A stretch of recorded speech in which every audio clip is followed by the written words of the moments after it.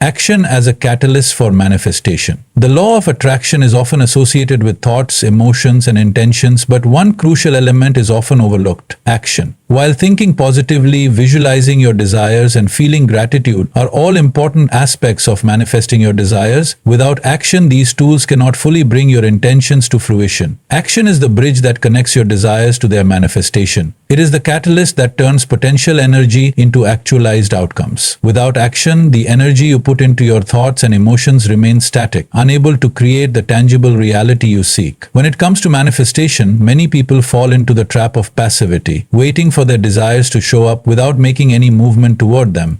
They believe that by simply thinking about what they want, the universe will deliver it to them. While the universe does respond to the energy and vibration you emit, it also responds to the energy and effort you put into taking inspired action. Simply waiting for things to happen will not create the life you desire. Manifestation requires a combination of focused intention, positive energy, and decisive action. The action that leads to manifestation is not just any action. It is inspired action. Inspired action is action that comes from alignment with your desires. It is not forced or desperate. It flows naturally from a state of clarity, confidence, and belief. When you are clear about your intentions and emotionally aligned with them, you will feel guided to take specific steps toward your goals. These actions might not always seem logical or obvious at first, but they will be steps that move you in the direction of your desires. Inspired action comes from a place of trust and flow rather than fear or resistance. It's the kind of action that feels right in your gut, even if you don't have all the answers or a clear path forward.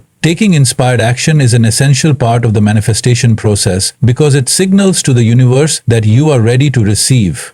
The universe does not operate in a vacuum. It responds to the energy you put out into the world, and when you actively engage in moving toward your goals, you tell the universe that you are serious about your intentions. By taking action, you are essentially co-creating with the universe, showing that you are not passive or disinterested, but actively involved in the process of bringing your desires into reality. It is important to note that action should always be aligned with your desires and the energy of abundance. If your actions are driven by desperation, fear, or impatience, they will not attract the results you want. Action that comes from a place of lack or neediness will only attract more lack. For example, if you are desperately seeking a new job, but you take actions from a place of desperation, such as sending out applications without belief or confidence, your energy will not align with the success you seek. On the other hand, when you take action from a place of trust and abundance, with the belief that your desires are already on their way, your energy will be in alignment with the opportunities you are trying to attract. Many people also struggle with perfectionism, believing that they must have everything figured out before taking any action.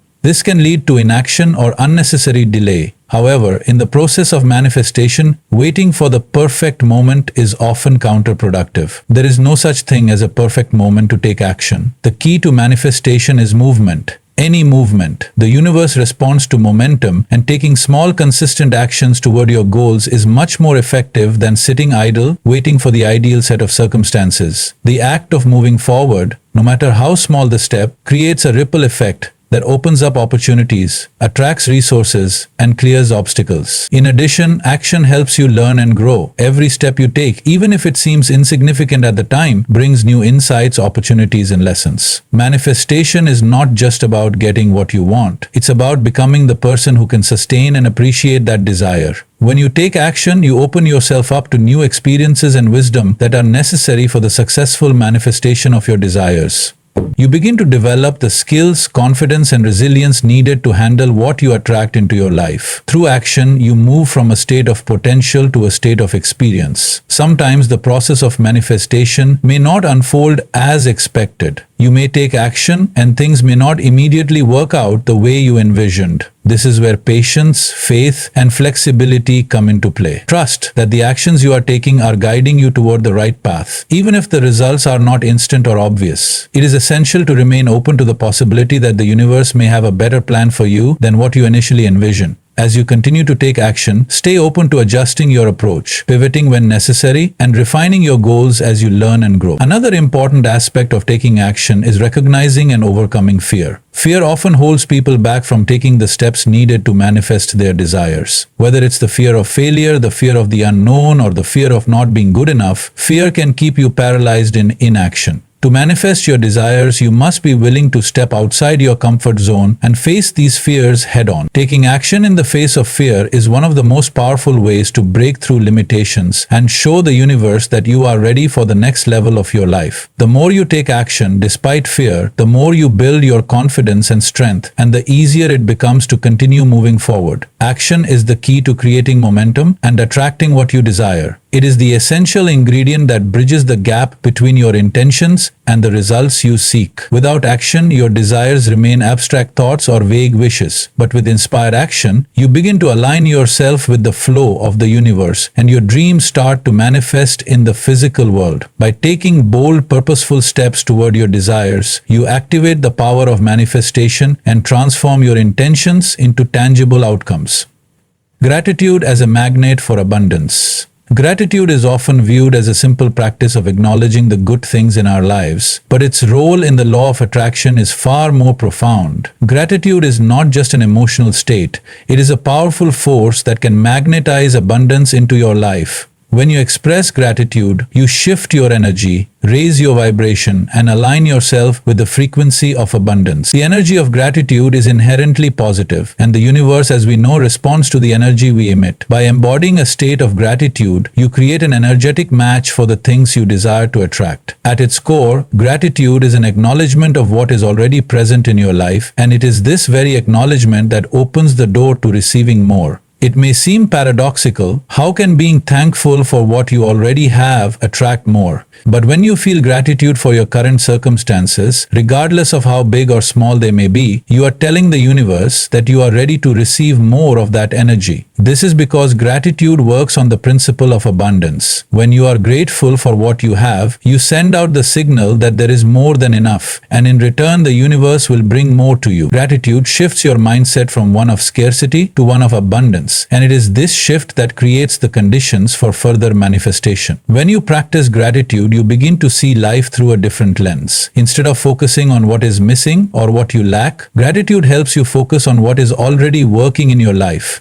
It redirects your attention to the positive aspects of your existence, no matter how small they may seem. This simple shift in perspective can have a profound impact on your overall well-being and your ability to attract your desires. By focusing on the good, you increase the energy of positivity around you, and this energy becomes a magnet for more good things to enter your life. One of the key benefits of gratitude is its ability to elevate your emotional state. Emotions are powerful signals that influence the vibration you emit. When you are feeling grateful, you naturally elevate your emotional state, raising your vibration to a higher frequency. A higher vibrational frequency is more aligned with abundance, success, and positive outcomes. When you are in a state of gratitude, you are energetically aligned with the things you want to attract, whether they be love, financial prosperity, or opportunities for personal growth. This alignment is essential in the law of attraction because it is through our emotional energy that we connect with the energy of the universe. The more positive and high vibrational emotions you feel, the more easily you can manifest your desires. Gratitude is also a key tool for shifting your mindset from one of lack to one of abundance. It is easy to fall into the trap of focusing on what we don't have or what we believe is missing in our lives. However, this focus on lack can create a sense of scarcity which directly conflicts with the law of attraction. When you focus on what is missing, you attract more of what is missing. By shifting your focus to gratitude for what you already have, you begin to rewire your mind and your energy. You start to see that abundance is not a far-off concept. It is already present in your life in many forms. Whether it is good health, loving relationships, or even the simple fact that you woke up this morning, there are countless things to be grateful for. When you focus on these, you shift your energy from lack to abundance, and the universe responds by bringing more abundance into your life. The practice of gratitude also strengthens your connection with the present moment. Many people spend a significant amount of time either dwelling on the past or worrying about the future. This creates an energetic disconnection from the present moment, which is the only time we can truly create. Gratitude pulls you into the now, where all creation happens. When you are truly grateful for what you have right now, you stop focusing on what you don't have, and you stop waiting for the future to be better than the present. This present-centered focus creates a sense of peace and contentment, which allows you to align with the energy of the universe in a way that is not attached to outcomes or timelines. This state of contentment is not complacency. It is a powerful place of receptivity. When you feel complete in the now, you are open to receiving more, and the universe responds to this open-heartedness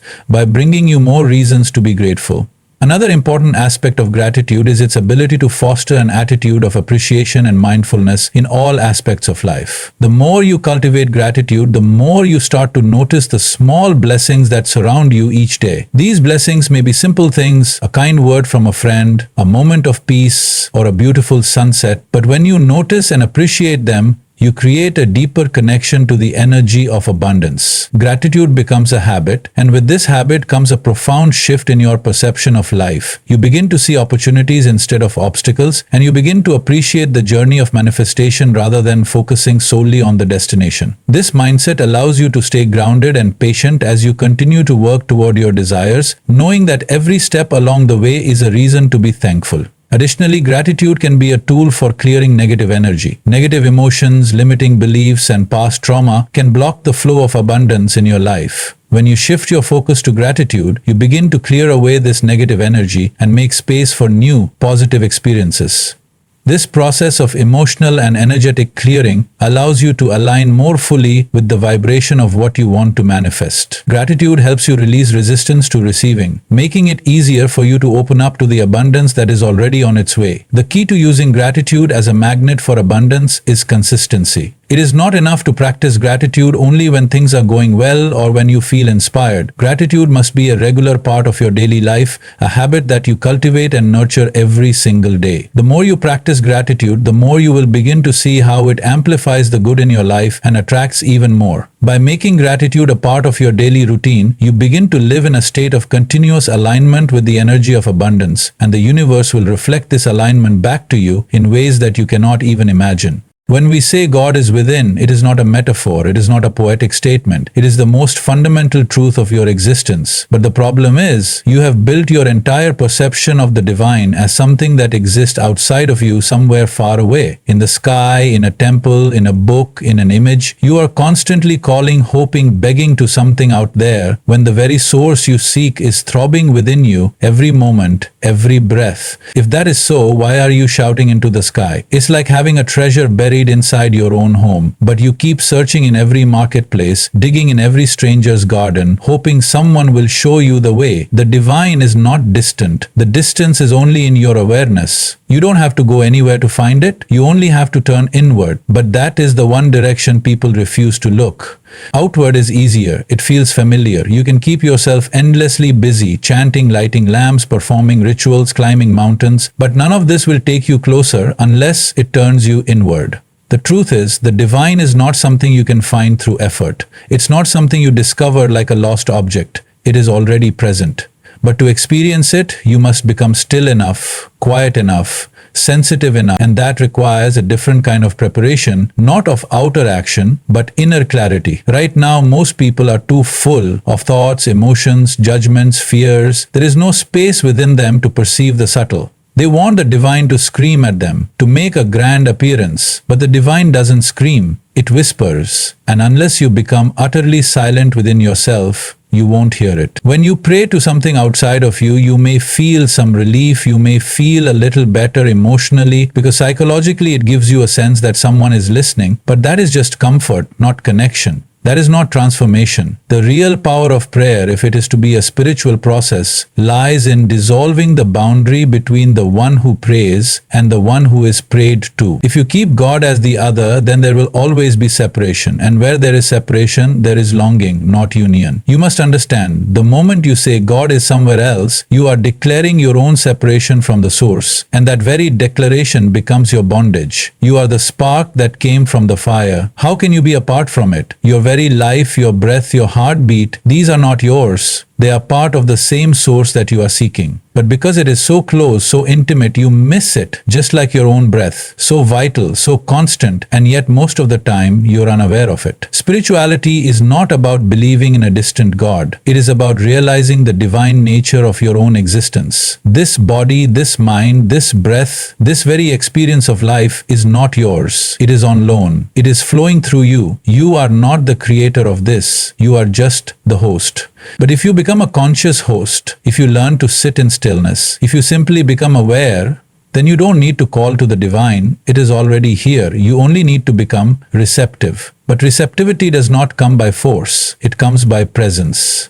It comes by paying attention to the simple, ordinary moments of life without always trying to manipulate or control. When you sit quietly and just observe, even your own thoughts, your own breath, without judgment, without interference, slowly the noise settles and a certain clarity arises. In that clarity, something vast begins to shine through. It does not come from outside, it begins to radiate from within. The divine is not separate from life, it is life. But the way you experience life depends on your level of perception. If your perception is clouded by fear, ego, and desire, then even the sacred will appear mundane. But if your perception is sharpened, if you are deeply aware, then even the most ordinary act, walking, breathing, sitting, becomes divine. You will not need a temple, you will not need a priest, because the sacred will be wherever you are. Calling out to God may make you feel spiritual, but it is just the beginning. The real journey starts when you stop calling and start listening, not to someone's voice in the sky, but to the silent hum that has always been inside you, waiting to be noticed. The moment you stop looking outward and start exploring the depths of your own being, a different kind of knowing arises, not through belief, but through direct experience. That experience is not borrowed, not taught, it is simply remembered, because it was never apart from you to begin with. When people pray, there is often a deep emotion behind it, sometimes desperation, sometimes hope, sometimes love. But beyond emotion, very few ask themselves, is this prayer transforming me in any way? You may have been praying for 10, 20, even 50 years, but has it changed the quality of who you are? Has it elevated your perception? Has it dissolved your anger, jealousy, fear? Or has it just become a habit, a repetition of words and actions that you no longer even feel connected to? If your prayer is not bringing about a transformation within you, then it is only noise. Well intended perhaps, but still noise. Prayer was never meant to be mechanical. It was never supposed to be a ritual done without awareness. Real prayer is a tool to bring you into alignment, to refine your inner space. If you pray in a certain way, if your whole being is involved in it, it has the potential to soften your rigidness, to burn away the clutter, and to bring you to a space of openness. But most people are just repeating words. They don't know what they are saying. They don't feel what they are saying. They are just saying it. And then they wonder why nothing changes in their lives. This is like planting seeds every day but never watering them, never giving them sunlight and expecting a forest to grow. Prayer, like anything powerful, needs your attention, your sincerity, your presence. Otherwise, it becomes a comfort zone, a safe activity that makes you feel spiritual but doesn't require any real effort. And spirituality without effort is like fire without heat. It's only a concept, not a living reality. If you examine closely, you'll see that many people use prayer as a coping mechanism. When life feels out of control, they pray. When things are fine, they forget. This kind of reactive relationship with prayer cannot lead to transformation. It only soothes the symptoms but never addresses the root. Real transformation requires consistency, intensity, and above all, honesty. Are you willing to look at yourself as you are, without masks, without justifications? Because only then can you change. And that kind of honesty is rare when prayer becomes a routine. There is also the question of what you are praying for. If all your prayers are for external things, health, money, relationships, success, then even though you may be on your knees, the direction of your prayer is still outward. But transformation is inward. It begins when your prayer shifts from asking for things to asking for clarity, from asking for outcomes to asking for awareness. When prayer becomes less about fixing the world and more about refining yourself, then something real begins to move within you. The purpose of prayer ultimately is not to change God's mind, but to change your own nature. It is not to persuade some higher power to act in your favor, but to bring your own life into harmony with existence. When you truly pray, not just with words but with your whole being, something in you starts to melt. Your rough edges smoothen, your resistance drops, and a certain grace begins to fill you, not from outside but from within. This grace is not an achievement, it is a state of receptivity, a flowering of your own inner potential. But for this to happen, your prayer must become conscious. You must be fully present. Every word, every gesture must be soaked in awareness. If you are just going through the motions, no matter how sacred the ritual, it will not touch the core of your being. Sacredness does not come from the action. It comes from the intensity of your involvement. Even a simple breath can become a prayer if you are totally present with it. And even the most elaborate ceremony is empty if your mind is elsewhere. So the question is not whether prayer is right or wrong. The question is, how are you using it? Is it deepening your sense of life? Is it expanding your capacity to love, to see, to be? Or is it just a fallback when you feel helpless? Are you using prayer as a means of transformation or just as a way to avoid transformation? These are uncomfortable questions, but they must be asked if your spiritual practice is to have any real depth. The power of prayer lies not in its performance, but in its authenticity. When your prayer becomes an expression of your deepest longing, not driven by fear or demand, but by the urge to know, to become, to merge, then it starts acting on you. It becomes a mirror, a teacher, a fire that purifies. Not because of what you say, but because of how you are when you say it. Not because someone is listening up there, but because something is awakening in here. Gratitude is a word that people often use lightly. They say, I'm grateful, but it is usually said after receiving something, after success comes, after health returns, after desires are fulfilled.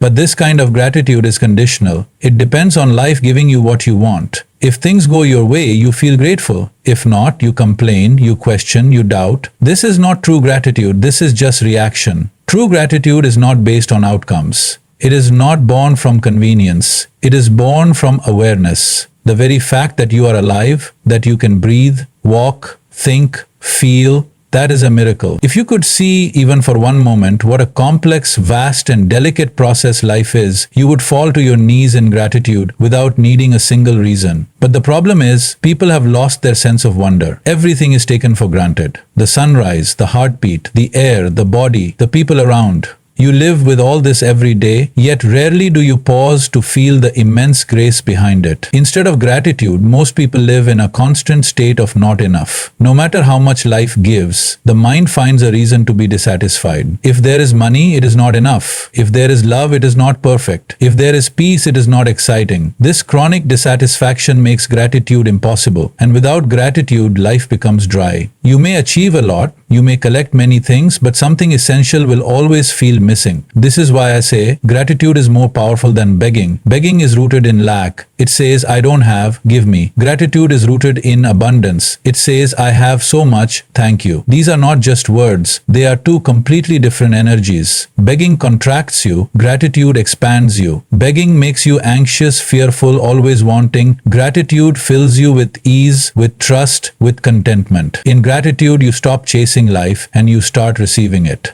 When you pray out of gratitude, even without asking for anything, you are already blessed. Because your prayer is not trying to change the world, it is acknowledging the wonder that already is. This kind of prayer transforms you because it turns your attention inward. It makes you see that fulfillment is not something you get, it is something you realize. You don't become grateful because you are happy. You become happy because you are grateful. But gratitude requires awareness. It cannot come from memory or habit. You have to be present to be grateful. You have to actually see what is in front of you, feel what is inside you, recognize what is around you. This is why distracted people are rarely grateful. If your mind is always racing toward the next thing, you miss the gift of the present. And if you cannot see the present moment as a gift, how will you ever feel grateful? Also, gratitude is not selective. You cannot be grateful only for the good and reject the rest. Life is not designed to give you only comfort. It gives you everything: joy, pain, success, failure, clarity, confusion.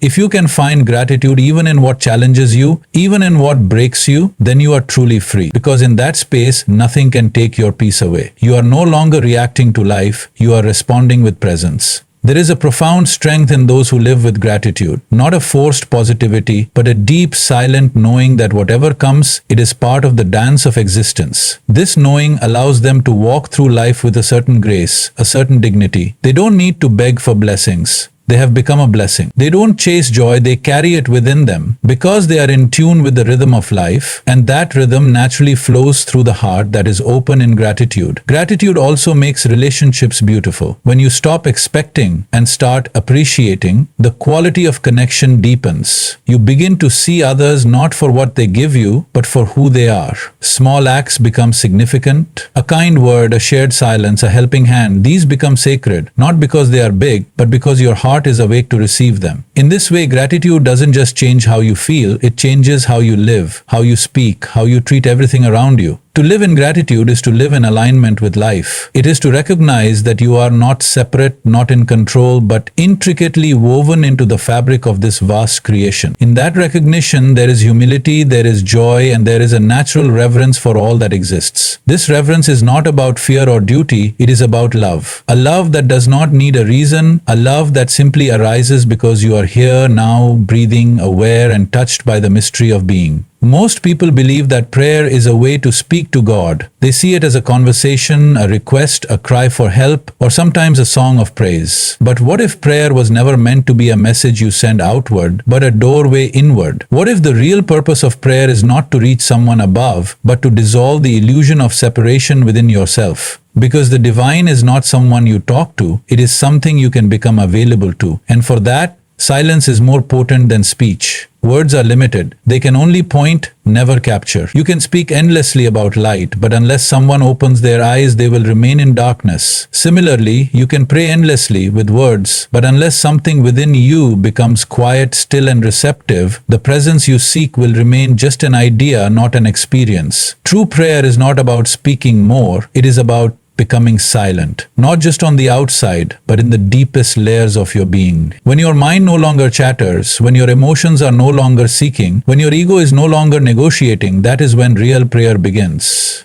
Silence is not the absence of sound, it is the presence of awareness. It is not passive, it is a dynamic stillness that is deeply alive. In this silence, there is no begging, no bargaining. There is just being. And in that state of being, you don't need to reach for God.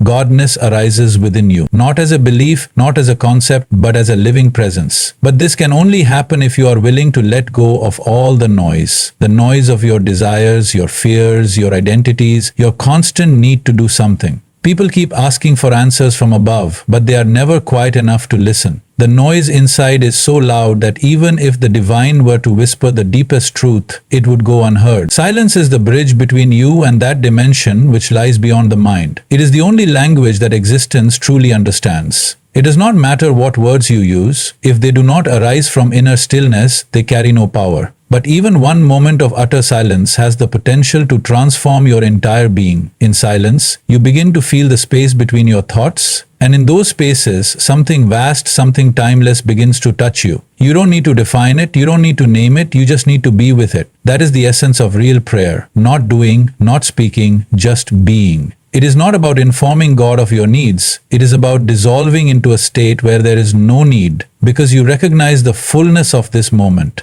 This is not about withdrawal from life. In fact, silence deepens your involvement. When the noise inside is gone, you begin to see things as they are, not as you imagine them to be. You taste food more deeply, you feel people more honestly, you experience nature more vividly. Everything becomes a prayer, not because you label it so, but because your presence brings sacredness to even the simplest acts. When you move in silence, the whole of life becomes a temple. Every step becomes a ritual. Every breath becomes a prayer. But silence is not something you achieve by force. You cannot fight the mind and win. You can only observe it. Watch its movements without getting caught. See how it creates stories, how it jumps from thought to thought. As you watch without judgment, the mind begins to settle on its own. And in that settling, silence arises. Not as an effort, but as a flowering.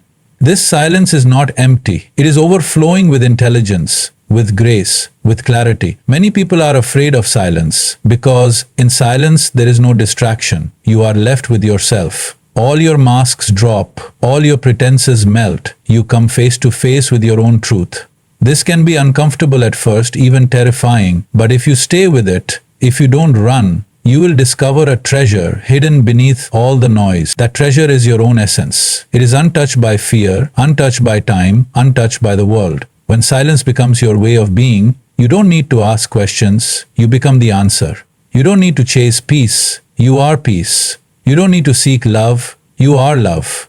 And in that state, you don't need to pray to God, because there is no longer a you and a God. There is just this moment, this breath, this presence. That is the ultimate prayer. Not something you do, but something you are.